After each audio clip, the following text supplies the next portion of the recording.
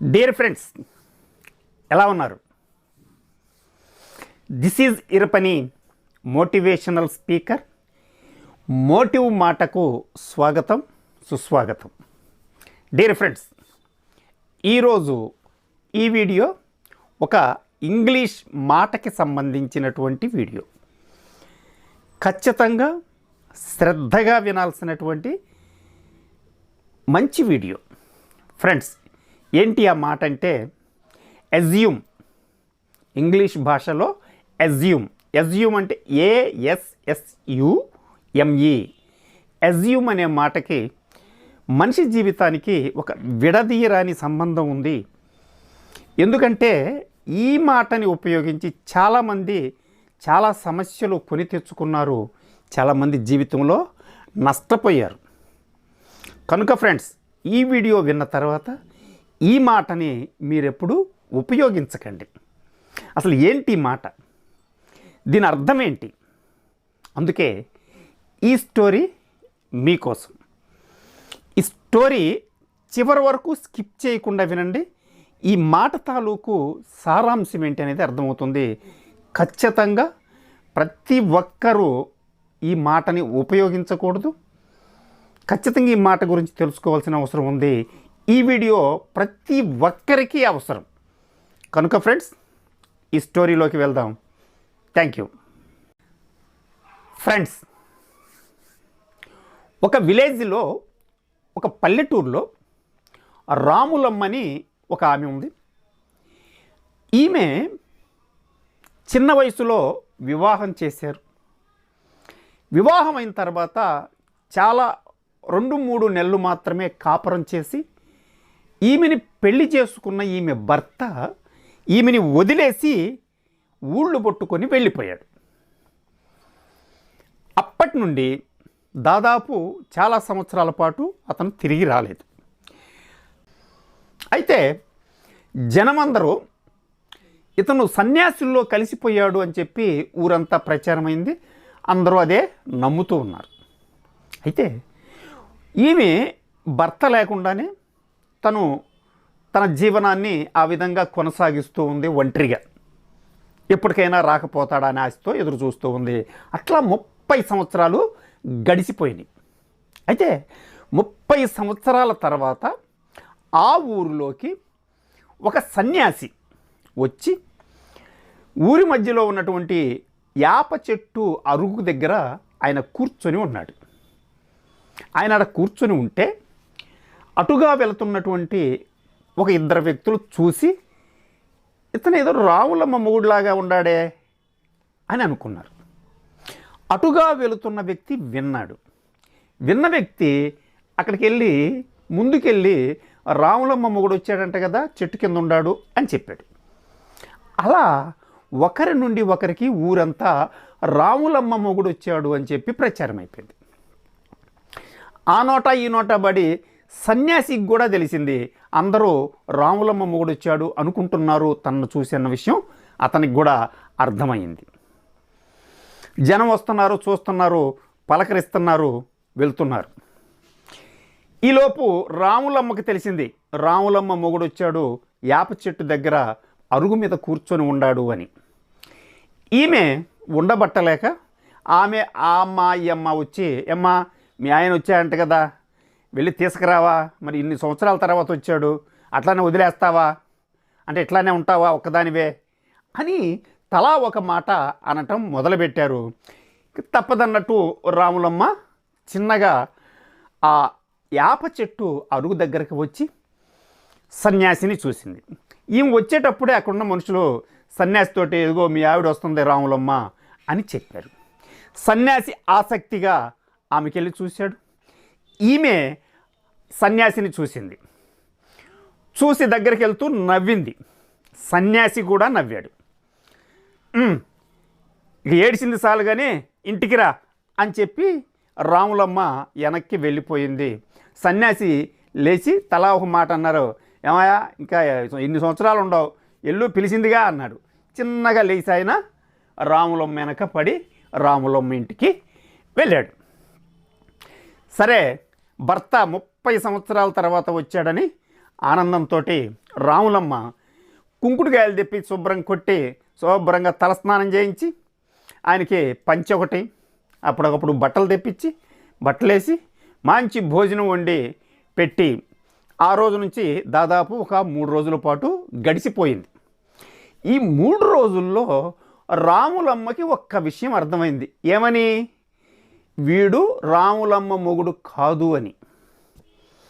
అంటే వీళ్ళకి గత అనుభవాల్లో నుంచి ఈమె ఏదో అడిగినప్పుడు ఆడు చెప్పే సమాధానాన్ని బట్టి ఇతను రాములమ్మ భర్త కాదు అన్న విషయం రాములమ్మకి అర్థమైంది.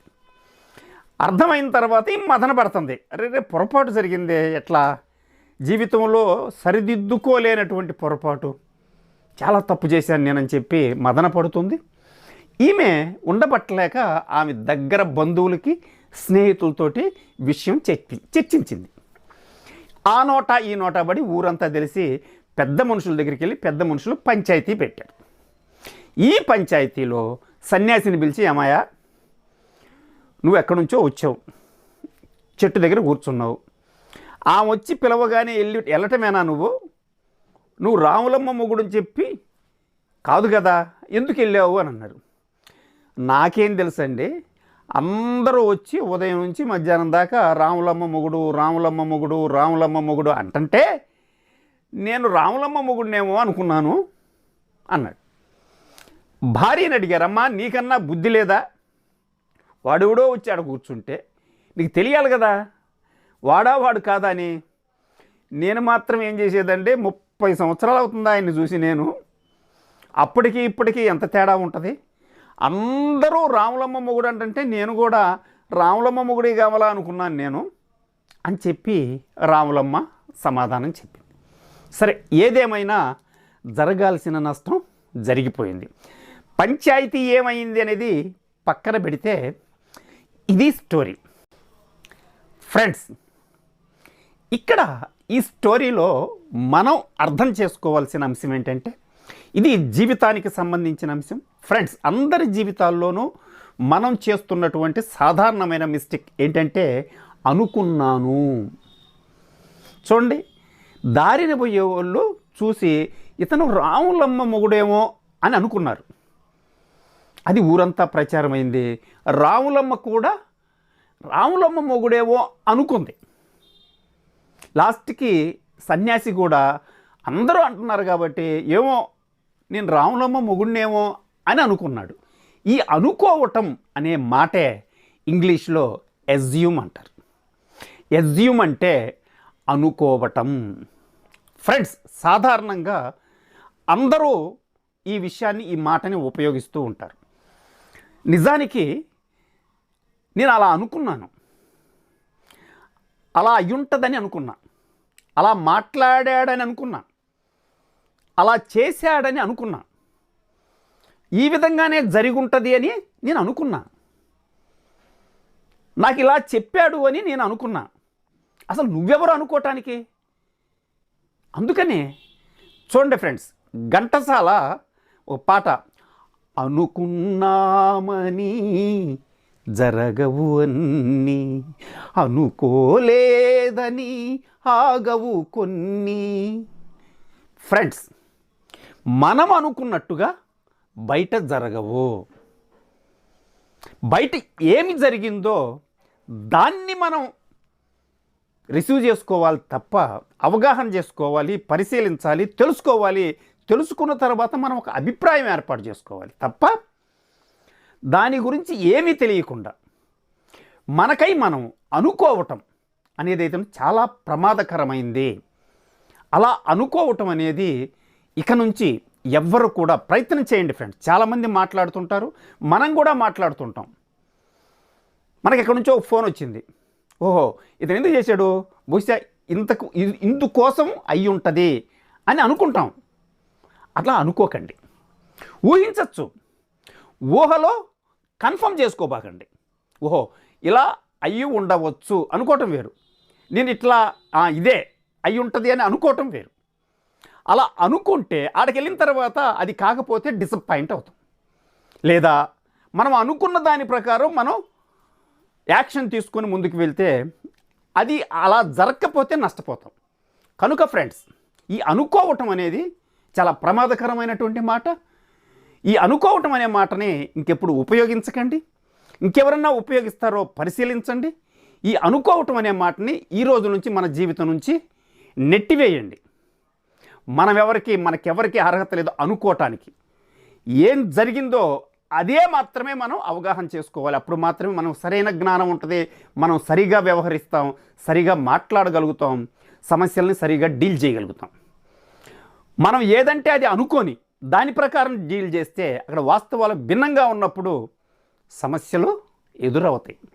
కనుక ఫ్రెండ్స్, ఇక నుండి మీ జీవితం నుండి ఈ అనుకోవటం అంటే ఎజ్యూమ్ అనే మాట ఇక్కడ ఫ్రెండ్స్, ఎజ్యూమ్ని 3 ముక్కలు చేస్తాను చూడండి.